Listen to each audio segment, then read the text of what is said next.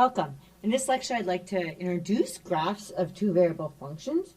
So the graphs are gonna happen in R3. So the graphs will be in R3. Okay, so R3 is 3 copies of R, just like R2 is 2 copies. But let's kind of like look at it a little bit as to the picture of this. So this is going to be R3. Okay, so what does this look like? We have, so it's like you have the x-axis. You have your y-axis.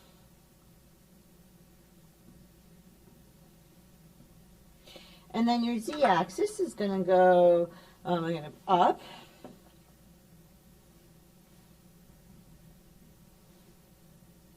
Right, so you get a point, like any point in here is going to look like the first coordinate will be your x coordinate, the second coordinate will be your y coordinate, and then your third coordinate will be your z coordinate. Right, and then, so the points now have 3 coordinates, so points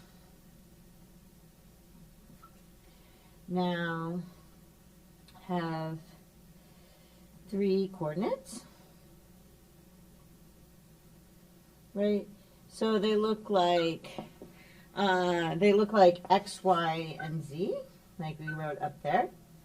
So this is the z. So I have x and y.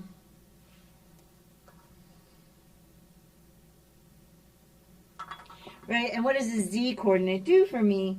Well, the z coordinate tells me, like if it's positive, it tells me how far above the xy plane I go. So this is the xy plane where z equals 0, okay?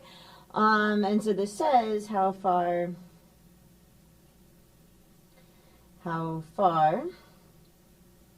above the xy plane,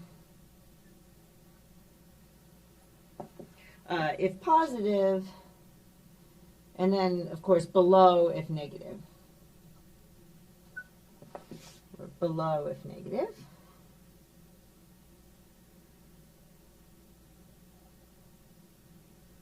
Okay, and so then what does the graph of xy look like? So, you look at this color here. So, what is the graph of, if I have f of xy,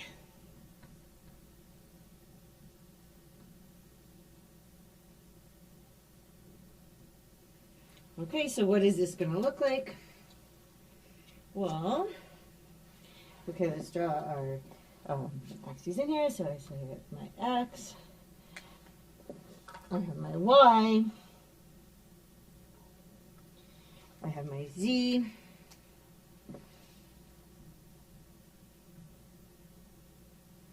right? And then here would be the graph. And it might dip below the axis. We're just, for the moment, going to draw it as if it's floating up above. Okay? And then a point in here. So this is z equals f of xy. And then what would a point look like? So a point would look like, if I had a point down here, right, so I'm going to have some kind of point maybe here, which has, you know, these coordinates AB, or actually AB0. But, you know, we often write it as just AB, even though it's AB0. Maybe I should say, like, technically, this is actually,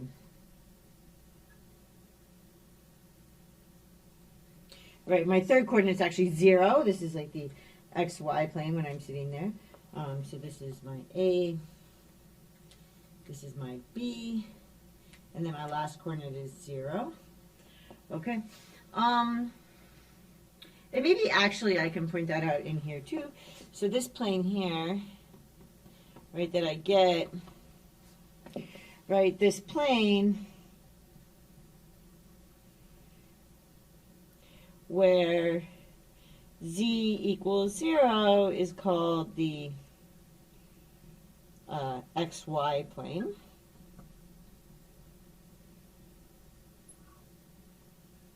Okay. So at that level, and then you could imagine it's kind of like being in a classroom or something, and the ground is like your XY plane, and then if you go, and so you can kind of look at the ground and think of all that as points, it looks like R2, but then if you wanted to go up instead of just like sitting on the floor, then that amount up you went would actually give you your Z coordinate, or if you could drill down below, that negative thing would give you your Z coordinate. Okay, so then now if we go up until we hit the graph, what is this point going to look like? So this point is going to look like, well, my first two coordinates are A and B, because it's right above this one. But then my third coordinate is actually what I would get if I plugged A and B into my function, right? Which is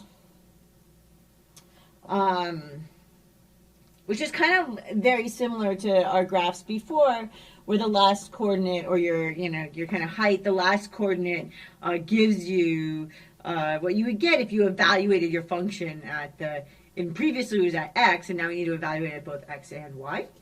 Okay, so that's kind of like what that point looks like there. So this is what the graph of a function looks like. It's very similar as before. It's just your third coordinate now gives you f of a and b.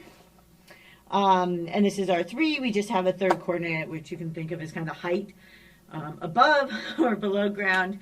Above ground if it's positive, below ground if it's negative.